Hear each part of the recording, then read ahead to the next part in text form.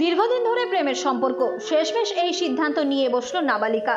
ঘটনায় চাঞ্চল্য ছড়িয়ে পড়ল এলাকায়। সোশ্যাল মিডিয়ার মাধ্যমে নিজের গলায় শাড়ি পেঁচানো ছবি প্রেমিককে ট্যাগ করে পোস্ট করেছিল প্রেমিকা। সোশ্যাল মিডিয়ায় ছবি দেখে নাবালিকার বাড়িতে পৌঁছে যায় কয়েকজন বন্ধু বান্ধব। ঘরে ঢুকে দেখে ঝুলন্ত অবস্থায় রয়েছে মৌসুমী। তাকে উদ্ধার করে তড়িঘড়ি নিয়ে যাওয়া হয় বনগাঁ মহকুমা হাসপাতালে নিয়ে যেতেই চিকিৎসক নাবালিকাকে মৃত বলে ঘোষণা করে। অভিযোগ হচ্ছে এখন এই বোনটা একজনের সাথে রিলেশনশিপে ছিল। এখন সে হঠাৎ করে কোনো কথাবার্তা না, মা বাবার সাথে কোনো ঝগড়া, কথা কাটাকাটি কিছুই হয়নি, হঠাৎ করে গলায় বেড়ে দিয়ে মারা যায়। গোটা মাস বছরখানেক সম্পর্ক। ঘটনাটি বনগাঁ থানার পশ্চিম পাড়ার। জানা যায় ওই নাবালিকার নাম মৌসুমী সরকার, বয়স 18। অভিযুক্ত প্রেমিকের নাম সুমিত সূত্রধর। মৌসুমী মায়ের সাথে পশ্চিম পাড়ার একটি বাড়িতে ভাড়া থাকতো। দ্বাদশ শ্রেণীর ছাত্রী সে। মা পরিচারিকার কাজ করে। বেশিরভাগ সময় মৌসুমী বাড়িতে একাই থাকতো। আমরা অভিযোগ করেছি কালকে সকালবেলা 9টা নাগাদ সুমিত সূত্রধর বলে একটা ছেলে ফোন করেছিল। ওর সাথে বোনের ভালোবাসাবাসি সম্পর্ক ছিল। এবার ফোনটা আমার মাসি তুলেছিল। মাসির সাথে মানে কোনো ছবির ব্যাপারে কথা বলছিল যে ছবি ডিলিট করে দেবেন ফোনের থেকে, না হলে আপনার মেয়ের বড় ক্ষতি করে দেবো, এইভাবে বলেছিল। তারপরে মাসি ফোনটা বুনুকে দিয়েছিল। তারপর বুনুর সাথে কোনো কথা কাটাকাটি হয়েছিল, সেই অবস্থায় মাসি কাজে চলে যায়।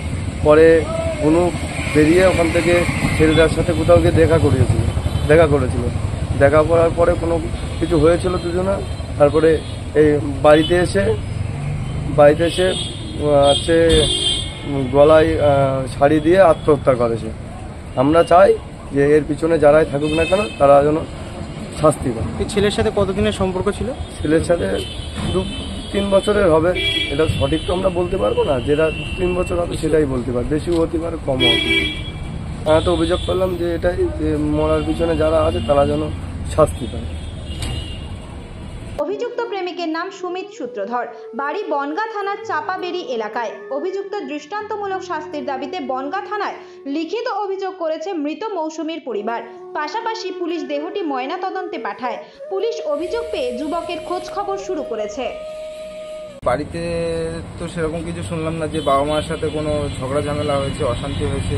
এখানে এসে শুনলাম যে একটা ছেলের সাথে রিলেশন ছিল, সেই ছেলেটার সাথে কথা কাটাকাটি হয়েছে, ঝগড়া ঝামেলা হয়েছে। এবার আমি তো যথারীতি জানি না সব কিছু। আর গিয়ে দেখি যে ও ডেড বডিটা আমি দেখতে পাইনি, ও হসপিটালে ভর্তি করে দিয়েছে তখন। তো এখন স্পটে গিয়ে দেখছি যে ঘরের মধ্যে মদ্যপান করা হয়েছে। মদ্যপান করা অবস্থায় মানে গলায় দড়ি দেওয়া হয়েছে। এখন কে বা কারা দিয়েছে, ও নিজে আত্মহত্যা করলো, ওকে কেউ মারলো, আমরা সেটা কিছু বলতে পারছি না। এখন পুলিশ তদন্ত নিচ্ছে। এখন পুলিশ যেটা করবে সেটাই। এখন ওকে যে ওই সময় বাড়িতে একাই ছিল? ও ওই সময় ওর বাড়িতে একাই ছিল, ওর মা বাসা বাড়িতে কাজ করে।